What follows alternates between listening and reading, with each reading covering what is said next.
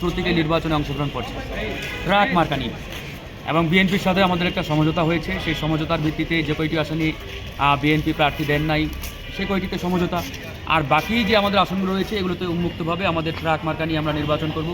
ইতিমধ্যে আমাদের দলীয় প্রধান জনাব নুরুল হক নূর তিনিও দলীয় প্রতীকে মনোনয়ন সাবমিট করেছেন, দাখিল করেছেন, এবং তার মনোনয়ন গতকালকে জেলা রিটার্নিং অফিসার কর্তৃক বৈধ বলে ঘোষণা করা হয়েছে।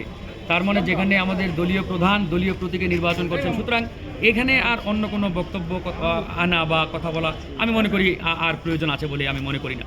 তবে আমাদের সাধারণ সম্পাদকের যে বিষয়টি বলেছেন, তিনি আমাদের দল থেকে পদত্যাগ করেছেন এবং তিনি বিএনপিতে ইতিমধ্যে যোগ দিয়ে ধানের শীষে নির্বাচন করছেন। সুতরাং সে এখন আমার দলের কেউ না, সে আমাদের দল থেকে অলরেডি পদত্যাগ করেছেন। সুতরাং তার বিষয়ে আমি আর কোনো মন্তব্য করতে চাই না, যেহেতু সে দল থেকে অলরেডি চলেই গেছেন পদত্যাগ করে।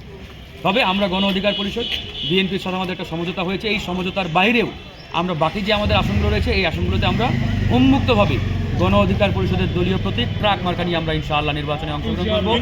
তারই ধারাবাহিকতায় ঠাকুরগাঁও 2 আসনে আমি ফারুক হাসান গণ অধিকার পরিষদ কর্তৃক মনোনীত প্রার্থী ট্রাক মার্কা নিয়ে ইনশাআল্লাহ নির্বাচনে আমি অংশগ্রহণ করছি, এবং আমি আশাবাদী যে ঠাকুরগাঁও 2 আসনের জনগণ দীর্ঘদিন ধরে পরিবর্তনের জন্য তারা মুখিয়ে ছিল।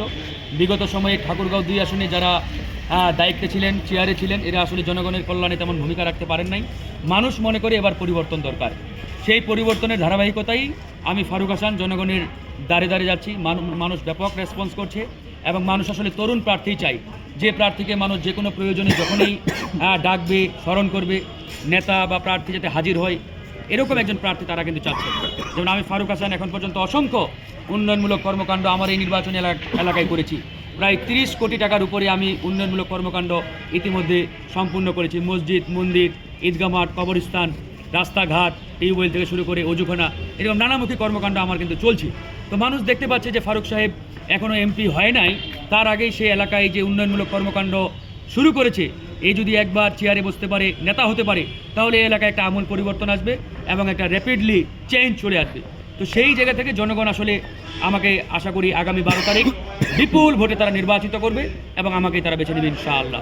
জয়ের ব্যাপারে আমরা শতভাগ আশাবাদী।